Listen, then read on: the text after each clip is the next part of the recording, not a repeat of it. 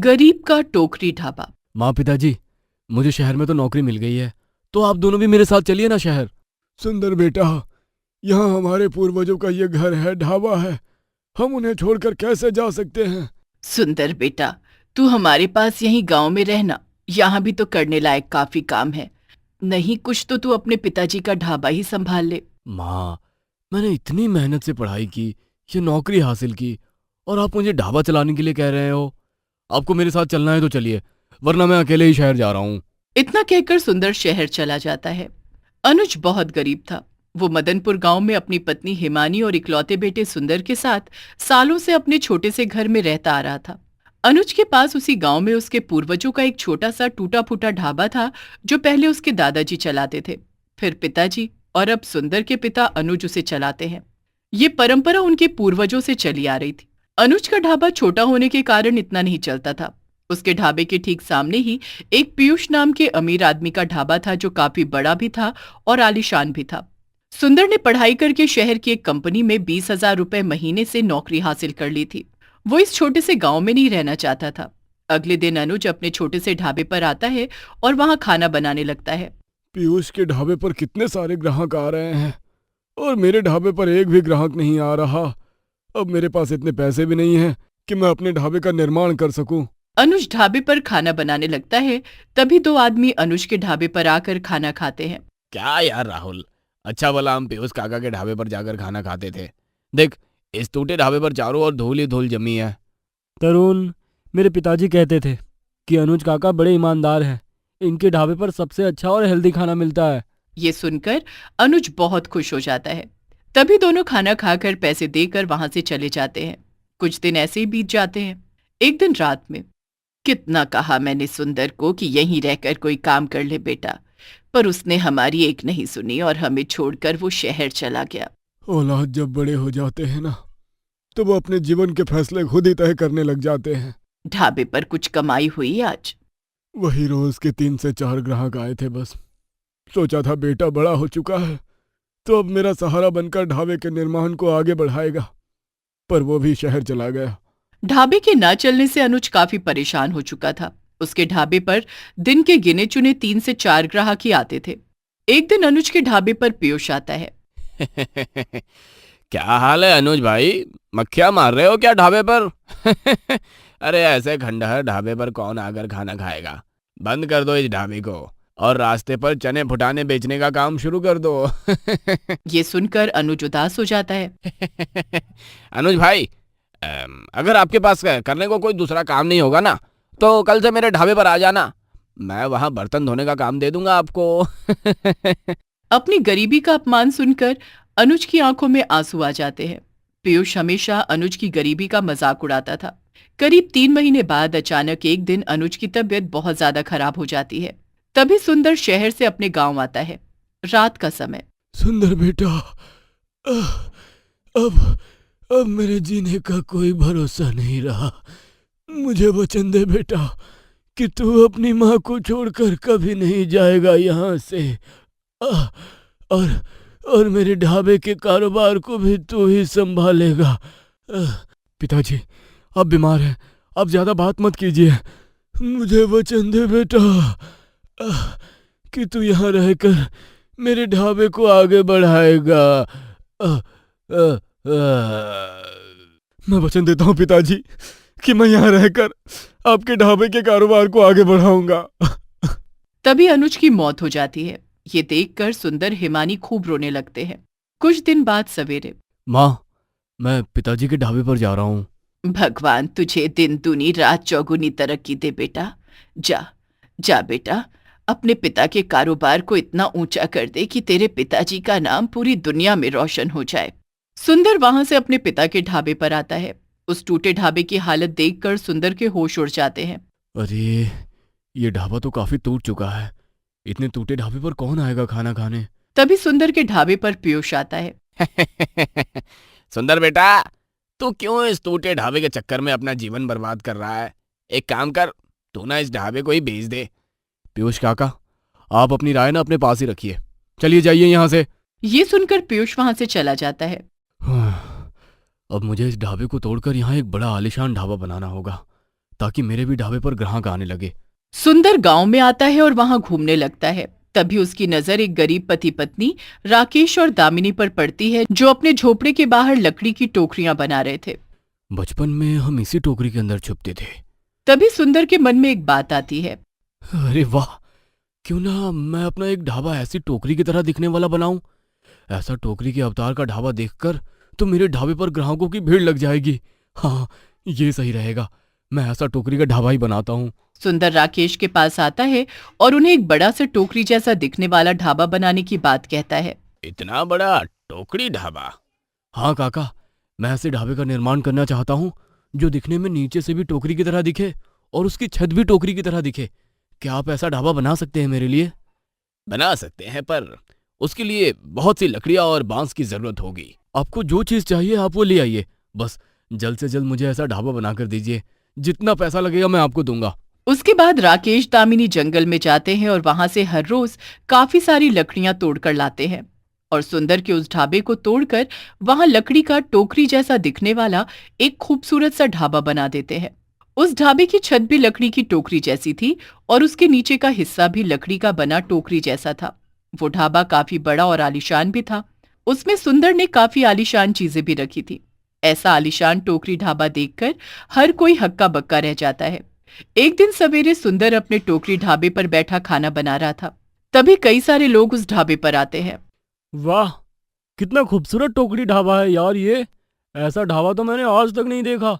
इस ढाबे पर तो खाना खाने का मजा ही कुछ और आएगा। अब तो मैं रोज इसी आलीशान ढाबे पर आकर खाना खाऊंगा। वाह, कितना ब्यूटीफुल ढाबा है। सारे लोग सुंदर के उस टोकरी ढाबे की बड़ी तारीफ करते हैं और सब उसी टोकरी ढाबे में आकर खाना खाते हैं। ये ढाबा तो बिल्कुल रेस्टोरेंट की तरह लग रहा है। आप सभी का स्वागत है। बताइए, मैं आप सबकी क्या सेवा कर सकता हूँ? तभी सब फटाफट सुंदर को खाने के ऑर्डर देते हैं और सुंदर सबको खाना देते जाता है। पहले ही दिन शाम तक सुंदर की 7,000 रुपए की कमाई हो जाती है। रात का समय। देखिए माँ, एक ही दिन में मेरी कमाई 7,000 रुपए की हो गई।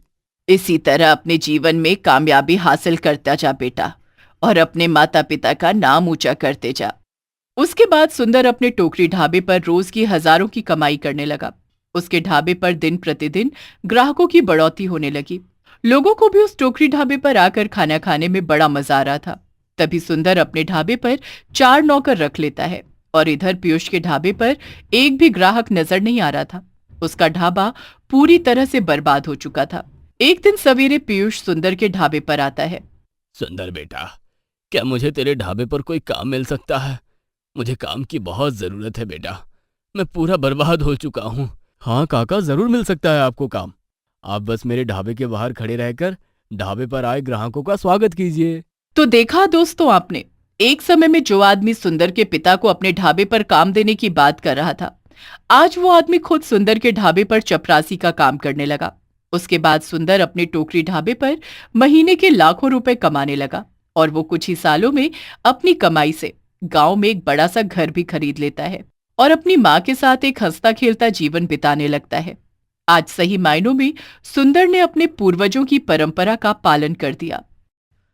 लालची मकई पराठा वाला। बूढ़ी हिमानी पालनपुर शहर में अपने छोटे से स्टॉल पर अपने हाथों से मकई के पराठे बनाकर बेच रही थी। उसके पास उसका बेटा भोला भी था, जो ग्राहकों को पराठे के साथ नींबू और पुदीने की चटनी दे रहा था। वहां कई सारे लोग खड़े पराठे खा रहे थे। हेमा बहन, आपके मकई पराठे इतने स्वादिष्ट होते हैं ना कि मन करता है बस पराठे खाते ही जाऊं आपके। सही कहा भाई, इतने सस्ते दाम में इतना स्वादिष्ट मकई पराठे पूरे शहर में कहीं नहीं मिलता। हिमानी 20 रुपए का एक मकई पराठा बेचती है। उसके हाथ के स्वादिष्ट पराठे खाने दूर दूर से लोग आते थे। रोज की तरह आज भी शाम तक हिमानी के सारे पराठे बिक जाते हैं। रात का समय। चल भोला, अब घर जाकर कल के पराठों का सामान तैयार करते हैं। माँ, अब तो आप पराठे के दाम बढ़ा दीजिए। हम कब तक 300 रुपये रोज कमाते रहेंगे? वैसे भी अब रोज के कितने ग्राहक आ रहे हैं हमारे पास। अगर हम पराठे के दाम 20 रुपये से बढ़ाकर 30 रुपये कर देंगे तो हमारी कितनी ज्यादा आमदनी होगी। बेटा, जब हमारी जरूरत इतने पैसों में पूरी हो ही रही है तो बेवजह लालच क्यों करना? लालच में इंसान बहक जाता है। चल अब। रोज रोज अपनी कमाई देखकर भोला के मन में लालच जागता रहता था और वो रोज हिमानी को पराठों के दाम बढ़ाने की बात कहता था, पर हिमानी हमेशा ईमानदारी से कारोबार करती थी, इसीलिए उसके पास हर समय ग्राहकों की भीड़ जमा रहती थी। हिमानी बहुत गरीब थी। वो पालनपुर शहर में अपने छोटे से घर में अपने बेटे भोला के साथ रहती है। कुछ साल पहले ही हिमानी के पति की मौत के बाद हिमानी ने ये मकई पराठे का कारोबार शुरू किया था। कई दिन ऐसे ही बीत जाते हैं। एक दिन अचानक हिमानी की भी मौत हो जाती है। अब भोला एकदम अकेला हो चुका था। कुछ दिन बाद भोला अपनी माँ का स्टॉल लिए शहर के उसी स्थान पर आकर अपने हाथों से मकई के पराठे बनाता है। अब मैं पराठे का दाम 30 रुपए कर देता हूँ। भोला अपने मकई पराठे के दाम 20 रुपए से बढ़ाकर 30 रुपए कर देता है। तभी दो आदमी वहां आते हैं। ये क्या भोला, तूने पराठे के दाम 30 रुपए कर दिए? मालिक, महंगाई कितनी बढ़ चुकी है, मकई मसाला सबके दाम बढ़ चुके हैं। तेरी माँ ही ईमानदार थी, वो कभी पराठे के दाम नहीं बढ़ाती थी। अच्छा ठीक है, हमें 2 पराठे दो। भोला दोनों को गर्मा गर्म पराठे देता है और दोनों पुदीने की चटनी और नींबू के साथ वो पराठे खाकर वहां से चले जाते हैं। इसी तरह दिन भर में कई सारे ग्राहक भोला के पास आकर 30 रुपए एक पराठे के हिसाब से पराठे खाने लगे। शाम तक रोज के मुकाबले भोला की आज की आमदनी ज्यादा होती है। पराठे के दाम बढ़ाकर तो अच्छी कमाई हो रही है मेरी। इसी तरह कुछ दिन बीत जाते हैं। अपने पास रोज रोज ग्राहकों की बढ़ोतरी देखकर और इतनी कमाई देखकर भोला बड़ा खुश होने लगा। एक दिन शाम में भोला मकई लेकर एक कालू नाम के आदमी की आटा चक्की पर आता है। उस समय कालू अपनी चक्की में खराब आटा समेट रहा था। काका जी, ये 10 किलो मकई का आटा पीस दीजिए। हाँ, बस ये खराब आटा समेट लूं, फिर पीस देता हूँ। वैसे आप इस खराब आटे का करते क्या हो? बेटा, ये आटा मैं मवेशियों के व्यापारियों को 3 रुपए किलो में बेचता हूँ। अगर मैं मकई के आटे में ये खराब आटा मिलाकर पराठे बनाऊं तो मुझे मकई का आटा भी कम लगेगा और मेरी कमाई भी अच्छी होगी और किसी को पता भी नहीं चलेगा कि मैंने मकई के आटे में खराब आटा मिलाया है। तभी भोला 3 रुपए किलो से 10 किलो वो खराब आटा कालू से खरीदकर अपने घर ले जाता है और अपने मकई के 10 किलो आटे में वो 3 किलो खराब आटा मिला देता है और अगले दिन उसी मिलावट वाले आटे से पराठे बनाने लगता है। अब जो भी ग्राहक वो खराब आटे के पराठे खाता तो पराठे खाते ही लोगों के पेट में दर्द होने लगता है। अरे बाप रे, ये पराठा खाने के बाद मेरा पेट क्यों दर्द कर रहा है? भोला, क्या मिलाया तूने पराठे में? कैसी बातें कर रहे हो? मैं भला क्यों पराठे में कुछ मिलाऊं? रोज की तरह आज भी पराठे अच्छे ही बनाए हैं मैंने। तूने जरूर कुछ मिलाया है पराठे में, तभी पराठे खाते ही हमारे पेट में इतना दर्द हो रहा है। खराब आटे के पराठे की वजह से लोगों को पेट में दर्द होने लगता है और जितने भी लोग भोला के पास से पराठे खाते हैं वो सब पेट दर्द के शिकार बन जाते हैं, जिसके बाद अगले दिन से कोई भी भोला के पास आकर पराठे नहीं खाता। भोला शाम तक अपने स्टॉल पर पराठे लिए बैठा था, पर आज गिने चुने 2 से 3 ही ग्राहक उसके पास आए थे। लगता है खराब आटे के पराठे बनाकर मैंने गलती कर दी। अब कल से मैं पहले की तरह अच्छे आटे के ही पराठे बनाता हूँ। हाँ। उसके बाद अगले दिन भोला अपने आटे में खराब आटा नहीं मिलाता और अच्छे आटे के ही मकई पराठे बनाता है, पर आज भी दोपहर तक उसके पास एक भी ग्राहक नहीं आता। अरे, अब तो मैंने आटे में मिलावट भी नहीं की, फिर भी मेरे पास ग्राहक नहीं आ रहे। इसी तरह शाम तक भोला के पास कोई भी ग्राहक नहीं आता। भोला उदास अपने स्टॉल पर बैठा था, तभी उसके गांव का दोस्त मोहित वहां आता है। अरे मोहित भाई, तू कितने दिनों बाद मिल रहा है? कैसा है तू? मैं तो बढ़िया हूँ, तू बता कैसा है और तेरा कारोबार कैसा चल रहा है? क्या बताऊं यार मोहित। तभी भोला मोहित को बीते दिनों के बारे में सारी बात बताता है। अब जब ईमानदारी से मैं बिना मिलावट के पराठे बना रहा हूं तो अब कोई भी मेरे पास पराठे खाने नहीं आ रहा। बोला, आजकल ना लोगों को ईमानदारी भाती नहीं है। मैं ना अपने ढाबे के खाने में एक नशीली दवाई मिलाता हूँ। जब कोई एक बार मेरे ढाबे का वो नशीली दवाई मिला खाना खाता है ना, तो वो दोबारा क्या 20 बार आकर मेरे ढाबे पर खाना खाकर जाता है। तू भी अपने पराठे में वो दवाई मिला। वो दवाई बस एक चुटकी डालनी होती है, फिर देख कैसे तेरे ढाबे पर ग्राहकों की भीड़ जमती है और कैसे तेरी कमाई हजारों में होती है। भोला मोहित से वो नशीली दवाई ले लेता है। अगले दिन सवेरे मोहित ने तो एक ही चुटकी मिलाने को कहा था। एक काम करता हूँ, मैं 2 चम्मच भर के डाल देता हूँ दवाई, ताकि लोग मेरे पराठे के दीवाने हो जाए। भोला एक चुटकी के बजाय 2 बड़े चम्मच भरकर वो नशीली दवाई अपने पराठों में मिला देता है। नशीली दवाई तो मैंने मिला दिया पराठों में, अब ग्राहकों को कैसे बुलाऊं? एक काम करता हूँ, आज के दिन मैं अपने पराठे लोगों को मुफ्त में खिलाता हूँ। बस एक बार लोगों को मेरे नशीली पराठे की लत लग जाए, फिर अगले दिन से मैं एक पराठा 50 रुपए का बेचूंगा। आइए आइए आइए, मुफ्त में एक पराठे खाकर जाइए। आइए आइए आइए, आज के दिन मकई पराठा बिल्कुल मुफ्त में मिलेगा सबको। आइए आइए। ये सुनकर लोग भोला के पास दौड़े चले आते हैं। क्या कहा? मुफ्त में मकई पराठा मिलेगा? जी भाई साहब, आज के दिन सबको मुफ्त में मकई का एक पराठा मिलेगा। फिर क्या था, भोला के पास मुफ्त का पराठा खाने के लिए लोगों की भीड़ उमड़ने लगी और भोला हर एक आदमी को एक एक मकई का पराठा मुफ्त में देने लगा। शाम तक भोला के पास के सारे पराठे खत्म हो जाते हैं। पराठे तो मैंने लोगों को खिला दिए, अब कल से मेरे पास ग्राहकों की लाइन लग जाएगी। अगले दिन भोला फिर से अपने स्टॉल पर मकई के पराठे बनाता है और एक पराठे का दाम 50 रुपए कर देता है। तभी कल जितने लोगों ने भोला के पास आकर पराठे खाए थे, वो ज्यादा नशीली दवाई मिले पराठे खाने की वजह से पराठे खाने के लिए बेताब हो जाते हैं और सब आकर भोला से पराठे मांगते हैं। लोग पराठे खाने के लिए लड़ाई करने लगे। भोला, पहले मुझे दे पराठे। भोला, पहले मैंने तुझे पैसे दिए हैं ना, पहले मुझे दे पराठे। अरे मैंने भी पैसे दिए हैं, पहले मुझे दे भोला। वो नशीला पराठा खाकर लोग उस पराठे को दोबारा खाने के लिए मरे जा रहे थे। अरे आप सब शांत हो जाइए, सबको पराठे मिलेंगे। भोला जैसे ही पहला पराठा बनाता, तभी उसे एक पराठे को सारे लोग छीनने लगते हैं और वहीं लोगों में हाथापाई शुरू हो जाती है। अरे अरे आप सब लड़िए मत। सब एक दूसरे से लड़ते लड़ते भोला के स्टॉल को पूरा तोड़ देते हैं। तभी अजीत भोला को पकड़ लेता है। भोला, जल्दी मुझे पराठे दे, वरना मैं तुझे जान से मार दूंगा। अरे बाप रे, ये क्या हो रहा है? सारे लोग भोला को पकड़कर इधर से उधर खींचने लगते हैं। ये देखकर भोला वहां से भाग जाता है। मोहित के बच्चे, ये कौन सी दवाई दे दिया तूने मुझे? ये लोग मेरी जान के दुश्मन बन गए। भोला दौड़ते दौड़ते सीधे मोहित के गांव आता है और मोहित को सारी बात बताता है। अरे भोला, वो दवाई इतनी ज्यादा नहीं डालनी थी पराठे में। मैंने तुझे कहा भी था कि केवल एक चुटकी ही डालना दवाई, तूने इतनी ज्यादा डाल दिया, तभी तो लोग इतने पागल से हो गए। मैं तो पूरा बर्बाद हो गया।